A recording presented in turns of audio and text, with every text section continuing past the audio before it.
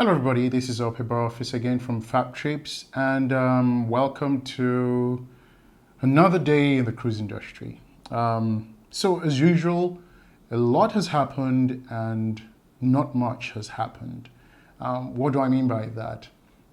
A lot has happened in the cruise industry worldwide in general, but nothing really has happened in the United States. And hey, well, the new thing is Alaska has joined Florida to file a lawsuit against the CDC. Will this be successful?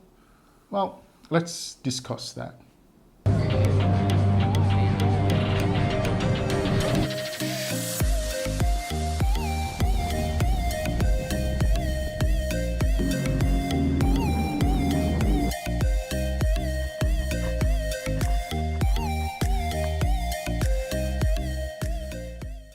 So, Alaska joined Florida to file a lawsuit against the CDC. I'm not quite sure what the details of the lawsuit is, but here's the thing.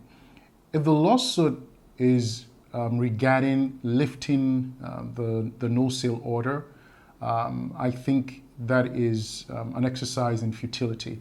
And the reason is this: they don't have enough time to go through the legal process to get the CDC to lift the ban. Even if they win the lawsuit soon enough, the CDC could file an appeal if they do decide to do so. And what you'll get eventually is delay, and before you know it, the summer is all over, and it's not. There is no point there.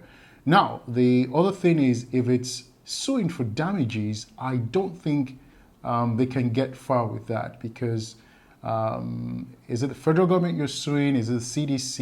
Even if you win the damages, who pays for those damages? Is it the federal government? Who pays for it? And besides, if you look at the way the regulation is written, at least the regulation that empowers the CDC, if you look at the way it is written, it gives the CDC essentially very, very broad powers. So, I don't think they will win if they go that route.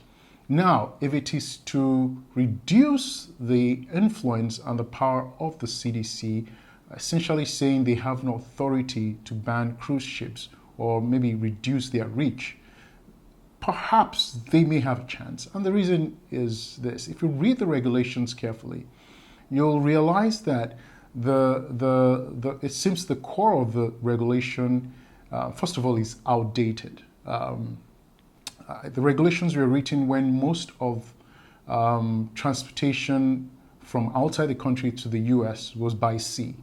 And so the idea then was to try and control the introduction of peoples with diseases, communicable diseases, into the US and then spreading it within the United States.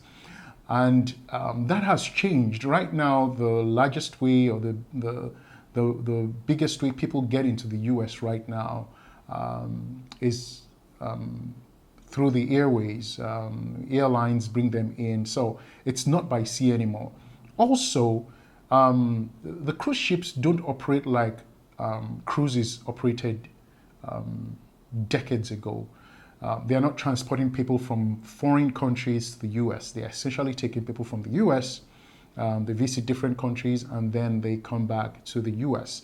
And if you look at the numbers of the pandemic, other countries in the Caribbean should really be banning the US from going to their country, rather than the US banning anyone from coming into the US, just because of the case count and the number of fatalities we've had due to COVID in this country. So if you think about it, again, what the CDC is trying to implement really does not make sense. It's, as far as I'm concerned, it's outdated. Also, if you look at the regulations, it really doesn't say anything about banning, although there is language there that says whatever they deem fit. That's the broad category there. But the heart of the regulation was essentially established to say they would delay or they will stop cruise ships from coming in had nothing to do with stopping cruise ships from actually cruising. The idea is once they found out that there was some form of communicable disease on the ship, they could actually stop the ship from coming in and disembarking passengers. And so the whole idea there is if there is suspicion of any form of communicable disease, a test or some sort of test needs to be done on board, and then the test is now transmitted to the customs. Customs is going to review the health report, and if the customs believe that things are okay, they will allow passengers to disembark. If they feel that things are not great, then they will stop passengers from disembarking. So I think the CDC is in a point where what they are doing is actually an overreach, and perhaps that's what is to be challenged. Now, if you about a week ago, some legislators put in a bill called the cruise bill, and the idea of that bill is really to dampen the powers of the CDC while not taking it away completely. And I think that is really to address the overreach that the CDC has today. So it's going to be interesting. I mean, my big thing is the powers of the CDC relative to the cruise industry and cruise lines is really, first of all, outdated, and it is a gross overreach. But at the end of the day, the best way to actually overcome this is really to understand where the CDC is coming from. If you think about it, COVID cases around the world is actually increasing.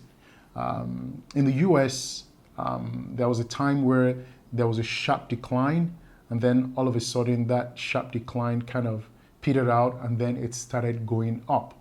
Now, thankfully, it seems to be coming a bit down now. So again, if the CDC is looking at the data, they're looking at all these results, they're not going to make any decision today. They're going to make a decision when they feel that the numbers have come down to a manageable level. So they're not going to give the cruise lines any green light. They are not going to give the cruise lines any indication. And they're certainly not going to give any dates, because they don't want a situation where they say something and then they have to take it back.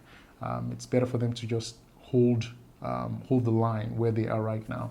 Now, the great thing about the COVID cases is that the deaths have been coming down. The fatalities have really been reducing, not at an astronomical rate as it was before, but you can see that it's trending downwards. Hospitalization is trending downwards. And for that, I say, well, thank God.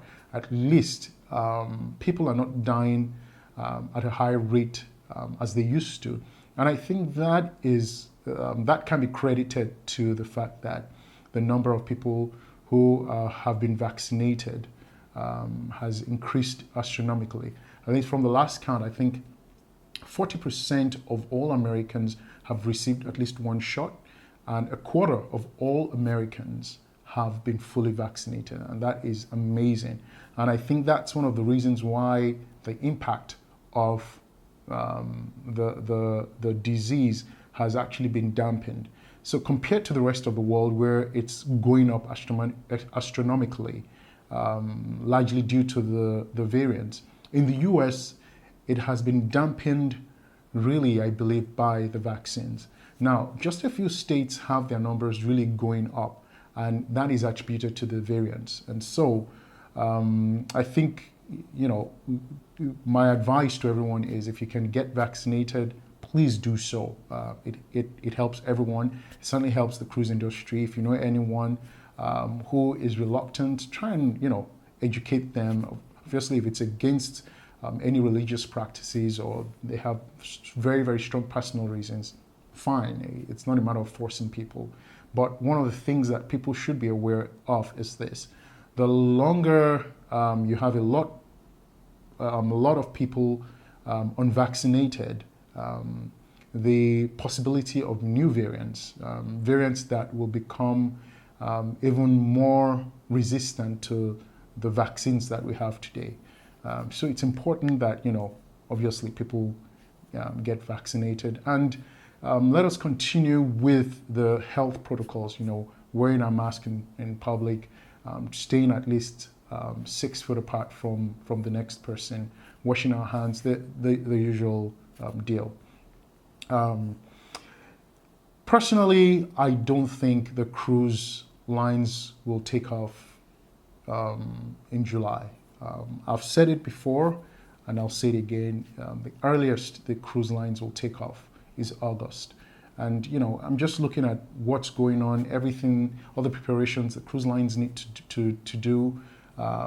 Just judging by what the CDC and the feel of the CDC, it probably won't be till August. So with that said, as far as I'm concerned, the Alaska season is gone.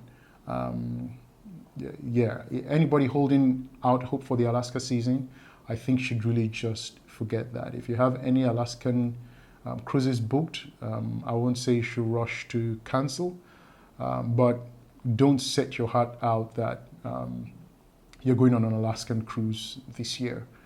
It's done.